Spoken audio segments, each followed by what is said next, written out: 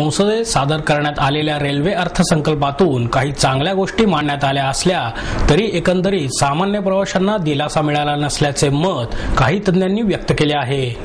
केंद्रीय रेल्वे मंत्री दिनेश त्रिवेदी यांनी संसदेत यंदाचा रेल्वे अर्थसंकल्प सादर केला।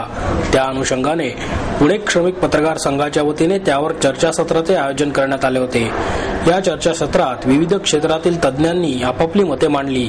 यामध्ये रेल्वे प्रवासी संघाचे कनुभाई त्रिवेदी, चांदमल परमार, दौंड रेल्वे प्रवासी संघाचे विकास देशपांडे, माणिक बिर्ला, मंजुलता मेहता, मांगीलाल सोळंकी, हेमंत टपाली आदींनी सहभाग घेतला। यावेळी पुणे श्रमिक पत्रकार संघाचे सचिव प्रसाद कुलकर्णी, उपाध्यक्ष अजय कांबळे हेही उपस्थित होते। मुंबईकरता नवीन 75 लोकल गाड्यांची घोषणा त्रिवेदी यांनी अर्थसंकल्पात केली आहे। एसी मध्ये 10 पैसे प्रति किलोमीटर दरवाढ शिफारस, नव्या 75 एक्सप्रेस तसेच 21 पॅसेंजर गाड्यांची घोषणा, द्वितीय श्रेणी एसी मध्ये 5 रुपये प्रति किमी दरवाढीची शिफारस, प्लॅटफॉर्म तिकीट 3 रुपयांवरून 5 रुपये आदी या बजेटची वैशिष्ट्ये ठरली आहेत। याविषयी आपली प्रतिक्रिया देताना कनुभाई त्रिवेदी म्हणाले, पुण्याबद्दलच्या बऱ्याचशा अपेक्षा पूर्ण झाल्या नसल्या तरी करण्यात आलेली किरकोळ भाडेवाढ मान्य आहे। माझं नाव आहे ॲडव्होकेट कनुभाई त्रिवेदी, अध्यक्ष पुणे प्रवासी संघ। पुण्यासाठी काय अपेक्षा होत्या? पुण्यासाठी ज्या बऱ्याचशा अपेक्षा होत्या पण त्यांनी ह्याच्यामध्ये काही क्रेडिट आता दिलेलं नाही, काय करा कुठल्याच ह्याच्याबाबत दिलेलं नाहीये। त्या अध्याचं ठेवल्यामुळे आपल्याला जे उद्या डिटेल मिळेल त्याच्यानं आपलं सर्व होईल। अपेक्षा भरपूर होत्या पण त्यांनी डिक्लेअर केलेल्या नाहीयेत आणि गेल्या बजेटमध्ये जे काही लिहिलेलं आहे त्या ह्याच्यात आलं की नाही हे कळायला मार्ग नाहीये। ममताचं जे बजेटमध्ये पुण्याच्या जे लिहिल्या होत्या त्या आत्ता अंमलात येतील का नाही हे कळत नाहीये। गाड्या वाढवायचं होतं, लोणावळा पुणे तिसरी लाईन टाकायची होती, इलेक्ट्रिफिकेशनचं काम बाकी होतं, काही गोष्टी आलेल्या नाहीयेत। पुणे स्टेशन करता बॉडी वेगळी ठेवली आता डेव्हलपमेंटची, ते चांगलं झालेलं आहे। दुसरी गोष्ट मला जी आवडली की रेल्वेची मॅनपॉवर वाढून राहिलेली आहे, एम्प्लॉयमेंट भरपूर लोकांना मिळेल, त्यामुळे आपल्याकडचे टेक्निशियन्स जे काय असतील एक्सपर्ट लोक यांना भरपूर चान्स मिळेल कारण एम्प्लॉयमेंट वाढत चाललेली आहे। आणि भाडेवाढ जे किरकोळ केलेली आहे ही योग्य आहे कारण की मी स्वतःच पूर्वी लिहिलेलं होतं। त्याने जेव्हा पार्लमेंटमध्ये प्रश्न केला त्या मी पत्र पाठवलं, इंडियन एक्सप्रेसने छापलं पण होतं की भाडेवाढ करावी। हे 2 रुपये मी सांगितली यांनी ते पैशावर आणले किलोमीटरवर, तर 35 रुपये जास्त होतील का? तर मुंबईसाठी 75 नव्या लोकल गाड्या सोडता महाराष्ट्र आणि पुण्याच्या कुठल्याच मागण्या रेल्वे मंत्र्यांनी पूर्ण केल्या नसल्याचे चांदमल परमार यांनी सांगितले। पुण्याच्या डिमांड, महाराष्ट्राच्या डिमांड ज्या काही होत्या त्याची पूर्तता झालेली अजून दिसून आलेली नाहीये।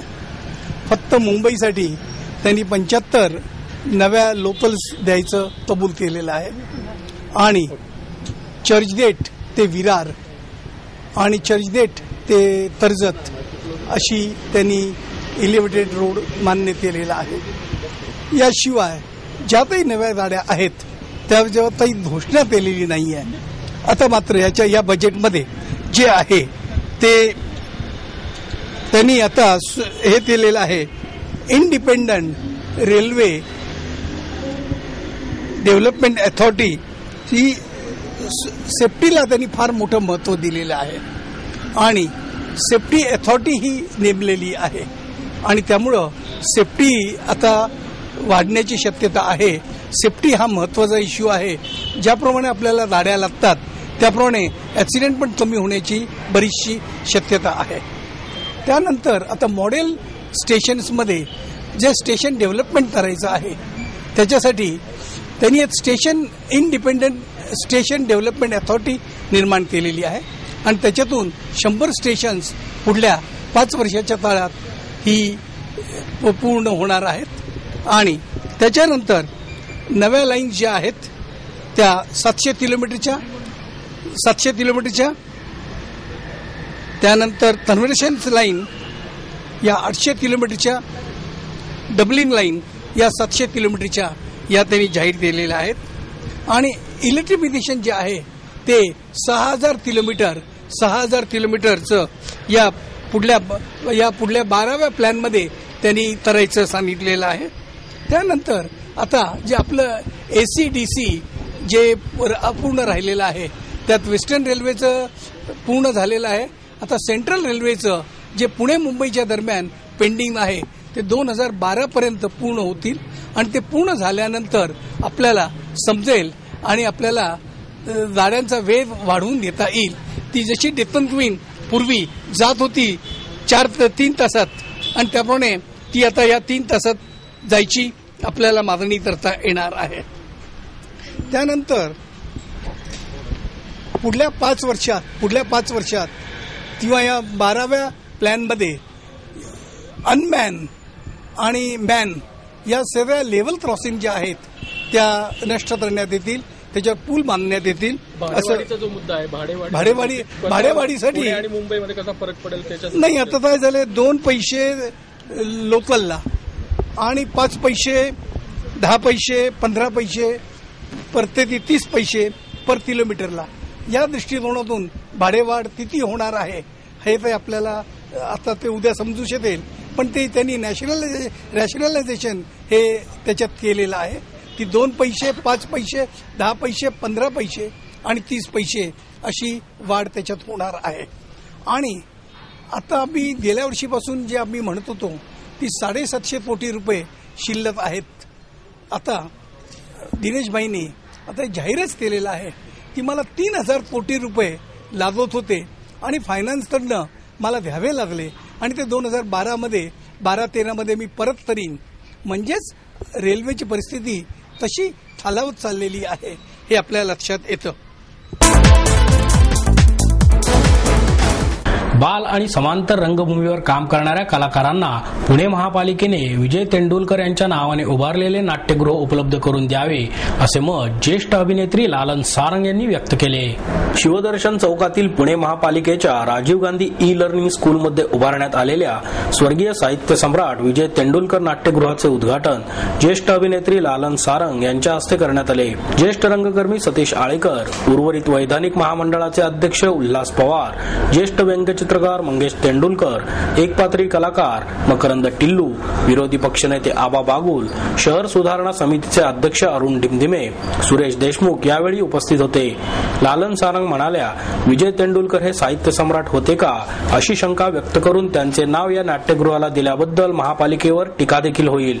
अशा छोट्या गोष्टींवर खल करण्यासाठी पुण्यातील काही लोकांना वेळ आहे. त्यांचे नाव या नाट्यगृहास देण्यात आल्याने महापालिकेने त्यांच्या कामाची आठवण ठेवली याचा आनंद वाटतो.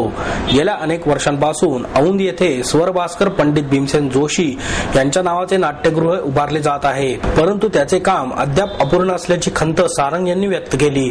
सतीश आळेकर म्हणाले, एकेकाळी विजय तेंडुलकर यांच्या नाटकांवर टीका झाली. तीच नाटके आता विद्यापीठात शिकवली जात आहेत. कलाकृतीत ताकद असेल तर ती कोणालाही न जुमानता पुन्हा फिनिक्स पक्षाप्रमाणे भरारी घेते. तेच विजय तेंडुलकर यांच्या नाटकांच्या बाबतीत झाले. पुणे महापालिकेने उभारलेल्या सुसज्ज नाट्यगृहामुळे पुणेकरांना 24 तास पाणी मिळाल्यावर जसा आनंद होईल तसा हा आनंद आहे अशी कोपरकळही आळेकर यांनी मारली. निवडणुकीच्या पार्श्वभूमीवर फसवा निर्णय घेऊन बाबांनी विकास आराखड्याबाबत आणि दादांनी पाण्याबाबत पुणेकरांची फसवणूक केली आहे असा आरोप भाजपचे आमदार गिरीश बापट यांनी केला. महापालिकेने येत्या 6 महिन्यांमध्ये मध्यवर्ती पुण्याचा विकास आराखडा मंजूर करण्याची मागणी करून पक्षीय राजकारण बाजूला ठेवून शहराच्या विविध प्रश्नांबाबत विधानसभेत आवाज उठवणार असल्याचेही त्यांनी पत्रकार परिषदेत स्पष्ट केले. शहरातील सध्याचा पाणी प्रश्न आणि प्रलंबित विकास आराखड्यासंदर्भात बापट म्हणाले, पिण्याच्या पाण्यासाठी प्रथम, उद्योगांसाठी द्वितीय तर शेतीसाठी तृतीय प्राधान्य देण्याचे राज्य शासनाचे धोरण असतानाही पालकमंत्री अजित पवार यांनी पाण्यावरून ग्रामीण विरुद्ध शहरी असा वाद निर्माण केला आहे. पुण्यासाठी वेगळे धरण बांधायला जागाच नाही. पुण्याचे पाणी लवासाने पळवले. पाण्याची होणारी 30% गळती थांबवून शहराच्या हद्दीलगतच्या 10 किलोमीटर परिघात महापालिकेकडून करण्यात येणाऱ्या पाणी पुरवठ्याच्या कोट्यात समावेश करणे आवश्यक आहे. भविष्यात शेतीला शाळेला ठिबक सिंचनाद्वारे पाणी पुरवठा करणे बंधनकारक करावे अशी मागणीही त्यांनी केली. बापट यांनी सांगितले, महापालिका निवडणुकीच्या तोंडावर विकास आराखडा मंजुरीचा फसवा निर्णयही मुख्यमंत्र्यांनी घेतला. जैववैविध्य उद्यानाबाबतचा आणि टाउन प्लॅनिंग बाबतचा निर्णय वगळून विकास आराखड्याला मंजुरी देण्यात आली आहे. शासनाकडून वेळोवेळी धोरणात बदल करण्यात येत आहेत. अॅग्रो बायो टेक्नॉलॉजी झोन संदर्भातही स्पष्ट भूमिका घेण्यात आलेली नाही. लो वॉटर डेन्सिटी झोन उठवण्यात आला आहे, पण त्याबाबत स्पष्ट सूचना नाहीत. PMRDAचा घोळही सुरूच आहे. BDP बाबत निर्णय न झाल्यामुळे झोपडपट्ट्या वाढण्याची मोठी शक्यता आहे. विकास आराखड्यात अहमदाबादच्या धर्तीवर TP स्कीम करण्याची आवश्यकताही बापट यांनी यावेळी बोलून दाखवली. विधानसभेमध्ये पुण्याच्या नागरिकांचे, पुण्याच्या समस्येचे अनेक प्रश्न आहेत.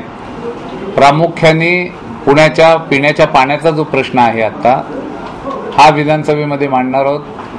त्याचं कारण ही कृत्रिम टंचाई निर्माण केली आहे, आभास निर्माण केलाय आणि पुणेकरांना पाण्यापासून वंचित केलंय.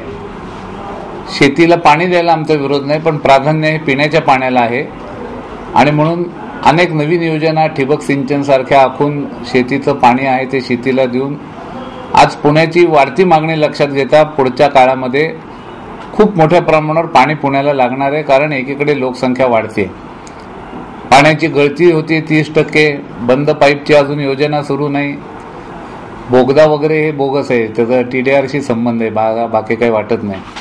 पण नीट नियोजन पाण्याचं जर केलं तर मला असं वाटतं की पुण्याचा पाण्याचा प्रश्न हा सुटेल आणि त्या दृष्टिकोनातनं ह्याची सगळी चर्चा पुणे शहराच्या संदर्भामध्ये आम्ही विधानसभेमध्ये उपस्थित करणार. तुम्ही आता म्हणलात की कृत्रिम टंचाई निर्माण केली गेलेली आहे पाण्याची, तर जे पाणी उपलब्ध आहे ते कुठे पुरवलं जातं असं तुमचं म्हणणं? पाणी हे शेतीला पुरवलं जातं आणि माझा तर आरोपच आहे की जिल्हा परिषद पंचायत समित्यांच्या वेळेला अधिक पाणी सोडण्यात आलं.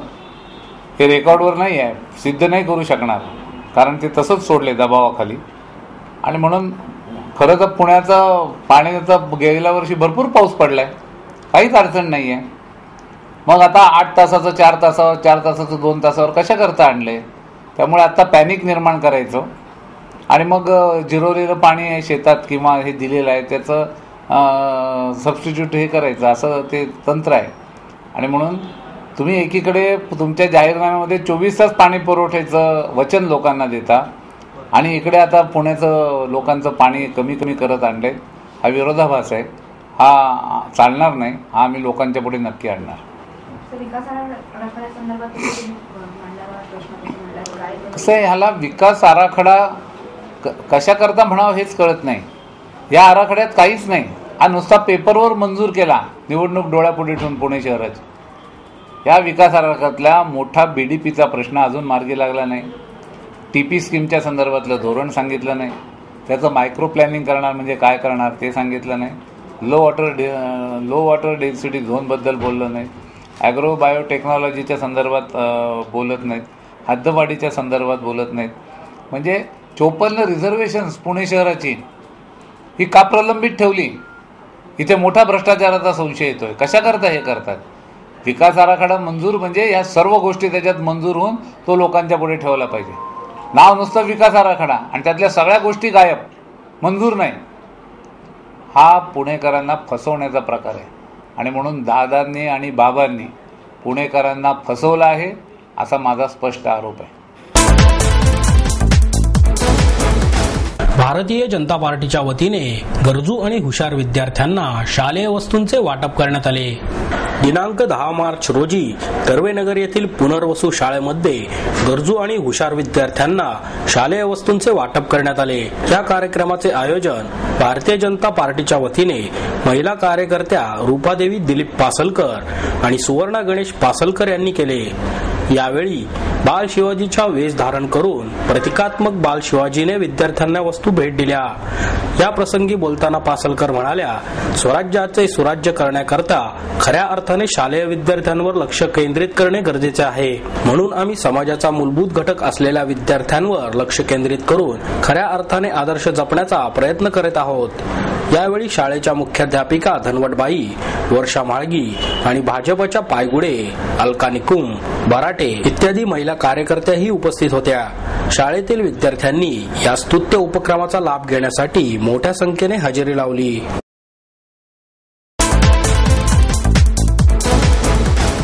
आणि ह्याबरोबरच हे बातमीपत्र संपलं. पुन्हा भेटूया उद्या याच वेळी. नमस्कार.